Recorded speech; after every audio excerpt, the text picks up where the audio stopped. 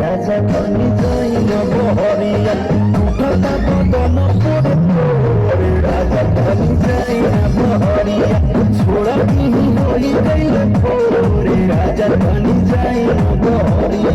हसीना पहराया कितना कही ना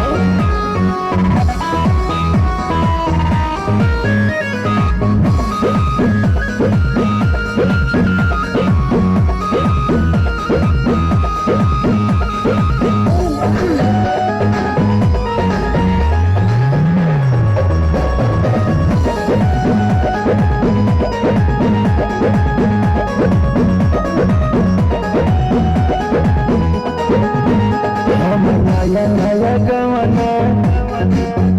नया तकिया बिछवाना नया चोली के खोली तू बनवाला खेलवाना